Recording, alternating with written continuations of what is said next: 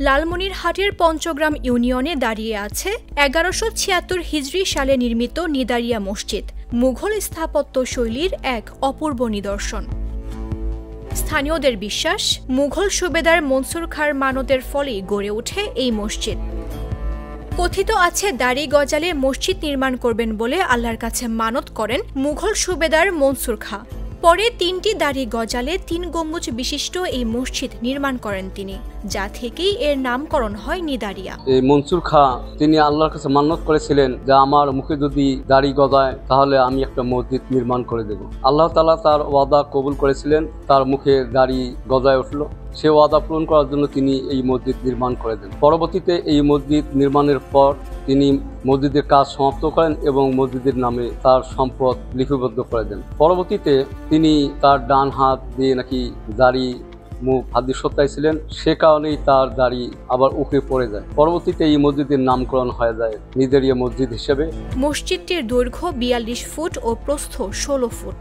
এর ছাদে রয়েছে ৩টি গম্বুজ, ৪ কোণায় পিলার এবং সম্মুখে প্রবেশদ্বার।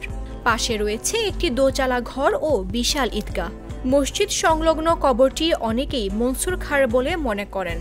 ঐতিহাসিক গুরুত্ব সম্পন্ন এ মসজিদটিকে ঘিরে রয়েছে নানা জনশ্রুতি, আবেগ ও ধর্মীয় অনুভূতি। নিদারিয়া মসজিদ কেন নিদারিয়া মসজিদ সেটা তো লোকমুখে সবাই শোনা, কারণ এটা তো মনে করো যে অনেক আগের পুরাতন নিদর্শনা। আমাদের দাদা বা তার দাদা সেটাও জানে না, কিন্তু লোকমুখে যেটা শুনে আসছে সেটাই বর্তমান প্রচলিত আছে।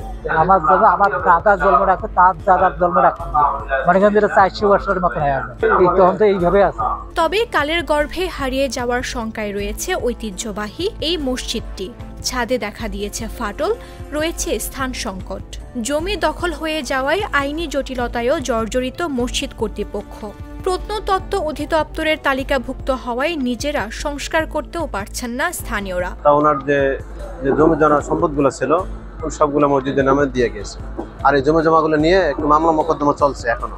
সরকারি বিধিনিষেধ করা আছে যে এখানে যা আছে তাই, এর অতিরিক্ত কিছু করা যাবে না। আমাদের এই মসজিদটা হচ্ছে যে জাদুঘরে আর কি সংরক্ষণ করা আছে আর কি, কিন্তু সরকারিভাবে কোনো সংস্কার করা হয় না মসজিদের, যার কারণে মানে মসজিদের ভেতরে নামাজ পড়তে একটু সমস্যা হয়। যে বারান্দায় মাঝে মাঝে পানি পড়ে, ঠিক আছে, এ ধরনের একটু সমস্যা হয় আর কি। মসজিদের খতিব, সাধারণ সম্পাদক ও স্থানীয় বাসিন্দারা সংস্কার ও দখলমুক্ত করার দাবি জানিয়েছেন। জেলার প্রশাসন জানায় প্রয়োজনীয় পদক্ষেপ নিতে প্রত্নতত্ত্ব বিভাগে আবেদন করা হয়েছে। ফাটল ধরছে এটা আমরা জানি না, আপনার মাধ্যমেই শুনলাম। আমরা এটা অলরেডি ২-৩ মাস আগে মনে একটা চিঠি লিখেছি প্রত্নতত্ত্ব অধিদপ্তরে। তারা হয়তো কি পদক্ষেপ নিচ্ছে এই মুহূর্তে আমার জানা নেই, আমি জানলাম পরবর্তীতে আমরা এটা নিয়ে প্রত্নতত্ত্ব অধিদপ্তরকে জানাবো। নিদারিয়া মসজিদ শুধু একটি ধর্মীয় স্থাপনা নয়, এটি ইতিহাস ও ঐতিহ্যের স্মারক। তাই এর যথাযথ সংরক্ষণে এখনই প্রয়োজন কার্যকর উদ্যোগ। নিউজ ডেস্ক, জাগো নিউজ। শিয়া বাটার ও ভিটামিন ই সমৃদ্ধ লিলি হালাল বিউটি সোপ, তারুণ্যময় উজ্জ্বল ত্বকের জন্য।